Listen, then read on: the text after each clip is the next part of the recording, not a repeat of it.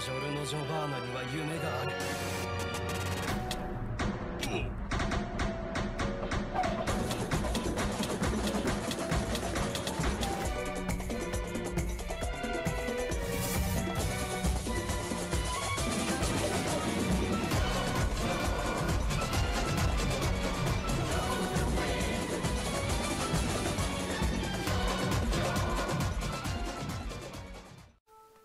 Bien le bonsoir à tous, j'espère que vous allez bien. La semaine dernière on a parlé d'un comics, on a parlé de Supergirl, d'ailleurs je vous invite à voir la vidéo si vous ne l'avez pas vue. Et cette semaine on va parler d'un manga, et ce manga c'est Kengan Ashura. Alors Kengan Ashura c'est édité chez les éditions Meian. Éditions Meian qui sont connues pour Kingdom, Grand Blue, Gannibal, voilà c'est à peu près mes titres préférés chez eux. Et là ils ont sorti Kengan Ashura qui existe déjà en animé. Et j'avoue que l'animé est en CGI, je ne me suis pas laissé charmer. Peut-être que maintenant, bah, voilà, que j'ai eu le manga, j'irai par curiosité le regarder. Mais j'ai lu les 4 premiers tomes. D'ailleurs, la fournée de 4 tomes suivants devrait pas tarder à arriver. Donc voilà, Kengan Ashura, de quoi ça parle? Ça va nous raconter l'histoire de Oma, qui est ce jeune homme, qui participe à des matchs Kengan. Alors les matchs Kengan, qu'est-ce que c'est? C'est une espèce de tradition qui dure depuis des dizaines, voire des centaines d'années. Qui consiste en deux entreprises, ou deux entités, on va dire, que ce soit politique ou que sais-je, mais de nos jours, c'est notamment des entreprises qui ont les moyens de payer, bien évidemment, qui vont élire deux champions. La plupart sont des boxeurs, des sportifs ou bien des combattants, qui vont s'affronter lors de combats clandestins, mais clandestin avec quand même plein de personnes en costard-cravate autour. Et vous l'aurez compris, on va négocier des contrats ou des objets, des œuvres d'art, j'en passe et des meilleurs. Et le vainqueur fait remporter à son entreprise l'objet en question. Donc voilà, on s'attardera un peu plus tard sur le côté du coup hors combat du manga, qui est très intéressant. Sinon, Oma, alors ce jeune homme, il est très stylé. Il a vraiment il en impose, il parle pas beaucoup, c'est un de ces espèces de héros de manga qui est pas très loquace, mais dès qu'il parle, c'est pas pour rien dire. Voilà, on va aussi suivre, et on voit sa tête sur le tome 2, l'histoire de Kazuo. On apprend d'ailleurs que ce personnage, qui a la cinquantaine d'années, qui est un salaryman tout à fait classique, aurait dû rester uniquement pour le premier chapitre. Premier chapitre d'ailleurs qui est très bon et qui donne un petit peu le ton que va être le manga tout au long. Et voilà, pour quelqu'un comme moi qui aime les mangas de baston, c'était vraiment une très bonne lecture. Une très bonne lecture, et même sans être fan, je pense qu'il y a moyen de passer une très bonne lecture. Du coup, je vais vous montrer un petit peu de dessin. Alors c'est scénarisé, alors je me souviens jamais, Sandrovich Yabako et Daroemon. Voilà, Daroemon je retiens, mais l'autre il a un nom à consonance un peu russe. Je ne retiens pas. Alors au niveau du dessin, on a de tout. On a déjà des têtes comme ça, voilà, que j'aime beaucoup. Les chara-designs sont vraiment très réussis. Et vous avez vu, j'ai mis des marque-pages pour vous montrer quand même. Attendez, on se met à préparer les émissions quand même un petit peu. Donc voilà, comme vous pouvez voir, quand même la carrure de Oma, elle est quand même... il en impose, c'est un jeune homme qu'on impose, on va pas se le cacher. Et voilà à quoi ressemblent à peu près les tournois Kengan. Enfin les tournois, les matchs. Voilà, donc on a vraiment, c'est vraiment du combat de rue, hein, c'est vraiment du combat clandestin. Mais voilà, il y a cette espèce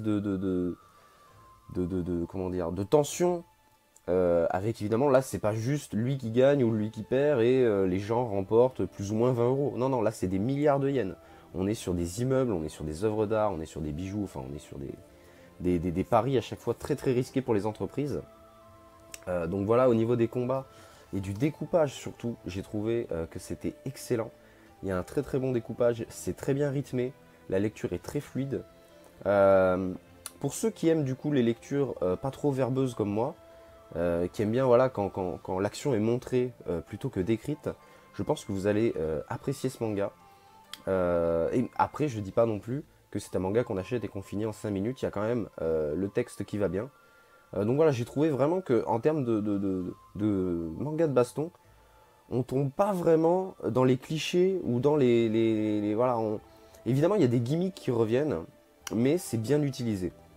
Et comme je vous ai dit, le côté entreprise rajoute vraiment une mythologie, parce qu'on voit du coup lors de certains chapitres un peu l'historique des combats Kengan, et c'est vraiment très intéressant. Ça nous donne vraiment comment dire, une aura presque réaliste au combat. On se dit mais ça pourrait être le cas finalement, que des hommes riches se payent des sportifs ou bien des hors-la-loi ou des criminels pour justement se foutre sur la gueule et pouvoir remporter des sommes ou des contrats astronomiques.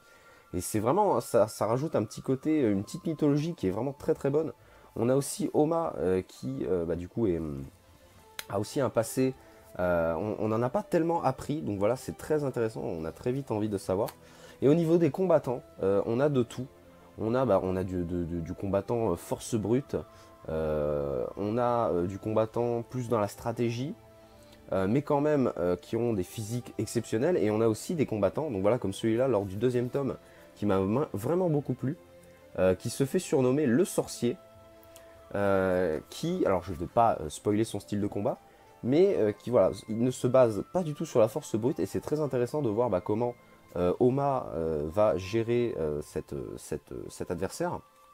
Donc voilà, au niveau du dessin et de la représentation de la force aussi, on a souvent ces petits, comme j'aime bien, ça peut rappeler Rikudo, si certains ont lu le manga, ces espèces de représentations de force, où justement on va voir un animal ou une épée, un objet quelconque, représenter l'impact ou le coup ou le mouvement d'un personnage. Et j'aime vraiment beaucoup ça. On a vraiment un dessinateur qui fait le café.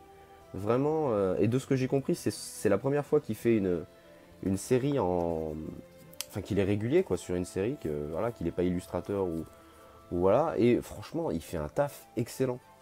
Et au niveau du scénario, comme je vous l'ai dit, il y a des personnages très intéressants comme celui-là. Voilà, je vous en spoil le moins possible, qui est aussi très très bon. Il y a de la rivalité, il y a de la tension, les combats sont pas trop longs, voilà. Et vraiment, on a envie d'en savoir plus. J'ai enchaîné les tomes, c'est vraiment un truc qui m'a beaucoup plu.